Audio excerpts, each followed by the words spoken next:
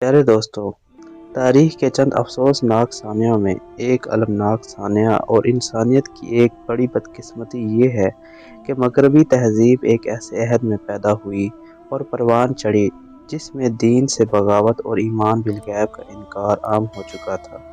ये तहजीब एक ऐसी कौम के दरमियान पैदा हुई जो इन तमाम लोगों से बागी थी, जो दीन के दावेदार बनकर इसको अपनी नफसानी ख्वाहिशात, अनानियत और मफादात की तकमील के लिए इस्तेमाल कर रहे थे।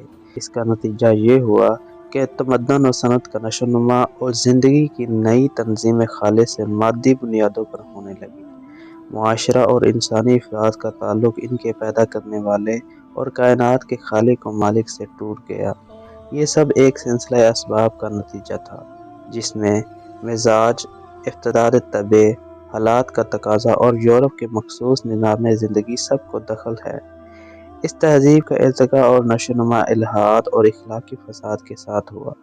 दूसरी तरफ असबाब व ज़राए की तस्खीर, सनती तरक्की और तबी अलूम में वो अपनी इंतहा को पहुँच गई। फासले और मुसाफ़तें मादूम हो गईं और इंसान कुरे हवाई से पार हो गया और आखिर में इसने चाँद पर भी अपना कदम रख दिया।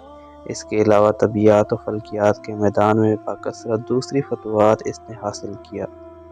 मगरबी तहजीब का नशोनुमा इस तरह हुआ कि कायनात का इक़्तिदार इसको हासिल है, लेकिन वो खुदा का मुनकिर और आदात की असीर भी है। इसके नुमाइंदे अपनी क़ुव्वत और सनत के सिवा किसी और चीज़ पर यकीन नहीं रखते और अपनी मसलहत और गर्ज के सिवा किसी और चीज़ की तरफ नज़र उठाकर नहीं देखते। इसके बड़े मराकज़ अमरीका, यूरोप और रूस कभी ऐलान के साथ और कभी बगैर ऐलान के गैर हक़ाइक़, रूहानियत, इखलाकी और आसमानी निज़ाम से मुस्तकिल बरसर पैकार हैं और हालत जंग में हैं। और अब वह ज़माना करीब है कि जब ये तहज़ीब मादियत और सनती तरक्की नुक्ता इख्तिताम पर पहुँच जाएगी और इसके वो सबसे बड़े नुमाइंदा और ज़िम्मेदार ज़ाहिर होगा जिसको दज्जाल कहा गया। चंद अहादीस में दज्जाल का जिक्र आया है और इसके औसाफ और अलामात बयान किए गए हैं। वो तवातर मानवी की हद तक पहुँच चुकी है। इनमें साफ इसकी सलाहियत है कि वो एक मुतय्यन शख्स होगा जिसके कुछ मुअय्यन सिफ़ात होंगे। वो एक ख़ास और मुअय्यन ज़माने में ज़ाहिर होगा जिसकी सही तारीख़ और वक्त से हमें आगाही हासिल नहीं है। नीज़ एक मुअय्यन कौम यानी यहूद से पैदा होगा। इसलिए इन तमाम वज़ाहतों की मौजूदगी में ना इसके इनकार की गुंजाइश है न ज़रूरत। अहादीस में इसका भी तयन कर दिया गया है कि वो फ़लस्तीन में ज़ाहिर होगा और वहाँ इसको अरूज और गलबा हासिल होगा। दर हकीकत फ़लस्तीन वो आखिरी स्टेज है जहाँ ईमान और मादियत और हक़ व बातिल की ये कशमकश जारी है और मंजर आम पर आने वाली है।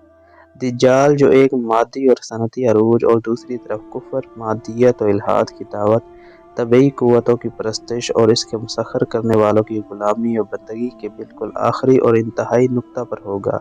और ये अहद आखिर का सबसे बड़ा फितना, दुनिया की सबसे बड़ी मुसीबत और इस मादी तहजीब का नुक्ता अरूज या नुक्ता इख्तिताम होगा। मादी और सनती और मशीनी तहजीब बिलाखिर अपनी इंतहा को पहुँचने वाली है और इसका झंडा आखिर में दज्जाल के हाथ में होगा। दज्जाल की पहचान, अलामात और ख़ुसूसियात जो रसूलुल्लाह सल्लल्लाहु अलैहि वसल्लम ने अपनी उम्मत को बताई, वो कुफ्र है जो अपने वसी तर मानी पर मुश्तमिल है। हदीस सहिह में आता है, इनकी दोनों आँखों के दरमियान काफ़ारा लिखा होगा। हर मोमिन इसको पढ़ सकेगा, खा वो पढ़ा लिखा हो या ना हो।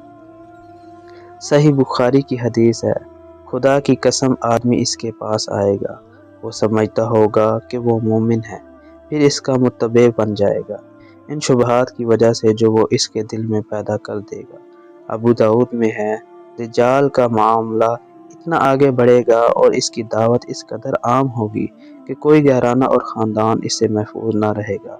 ना औरतें ना लड़कियां इसके असर व सहर से आज़ाद रह सकेंगी। दज्जाल आकर इस कतई ज़मीन पर पड़ाव डालेगा।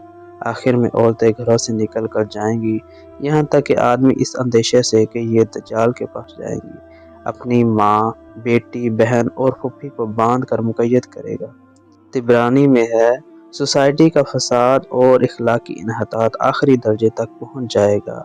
सिर्फ बुरे लोग रह जाएंगे जो चिड़ियों की तरह हल्के اور درندوں کسی عقل رکھنے والے ہوں گے، نہ اچھائی کو وہ اچھا سمجھیں گے اور نہ برائی کو وہ برا سمجھیں گے۔ امید ہے کہ آپ کو یہ ہماری چھوٹی سی کوشش اچھی لگی ہوگی۔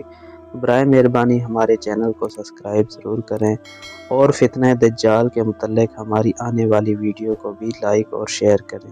تو ملتے ہیں انشاءاللہ ہم اپنی نیکسٹ ویڈیو میں، تب تک کے لیے اللہ حافظ۔